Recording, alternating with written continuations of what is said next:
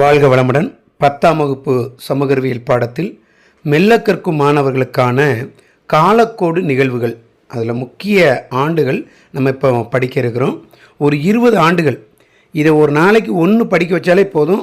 5 மதிப்பெண்களை காலக்கோடு நிகழ்வுகளை காலாண்டு, அரையாண்டு, முழாண்டு தேர்வில் மாணவர்களை எடுக்க வைக்க முடியும். ஸோ அதன் அடிப்படையில் புகாரஸ்ட் உடன்படிக்கை, அதனுடைய ஆண்டு 1913.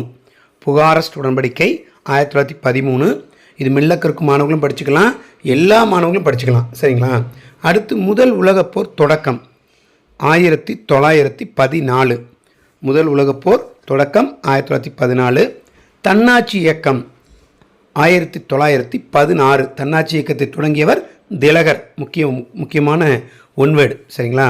அடுத்து ஆகஸ்ட் அறிக்கை எந்த ஆண்டு? 1917. ரொம்ப முக்கியமான வருடங்கள் 1917 ஆகஸ்ட் அறிக்கை. அடுத்து பார்த்தீங்கன்னா 5வது முதல் உலகப்போர் முடிவு 1918. மெல்ல கற்கும் மாணவர்களுக்காக நம்ம இதை சொல்லிக்கிட்டு இருக்கோம். இதை படம் வரைய சொல்லித்தாங்க. காலக்கோடு டைம்லைன் வரைய தெரியணும். ஸோ முதல் உலகப்போர் முடிவு 1918. வெர்சைல்ஸ் உடன்படிக்கை 1919. வெர்சைல்ஸ் உடன்படிக்கை 1919 ரொம்ப முக்கியமானது. ரவுலட் சட்டம் 1919 தான். காந்தி சகாப்தம் துவக்கம் 1919 தான்.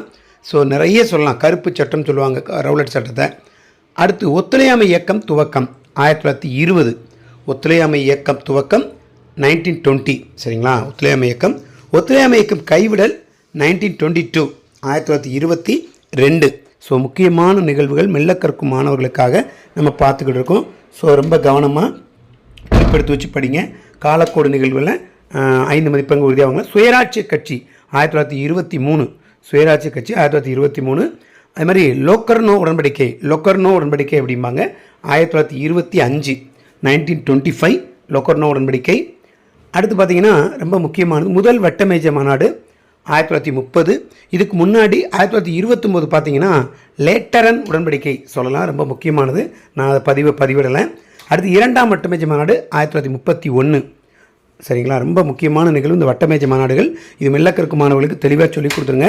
3ஆம் வட்டமேஜை மாநாடு 1932. 3ஆம் வட்டமேஜை மாநாடு 1932. ஸோ முதல் மாநாடு 30, 2ஆம் மாநாடு 31, 3ஆம் வட்டமேஜை மாநாடு 32. 1932. இந்திய அரசு சட்டம் எப்போ அப்படின்னா 1935. ரொம்ப முக்கியமான காலக்கோடு நிகழ்வுகள்.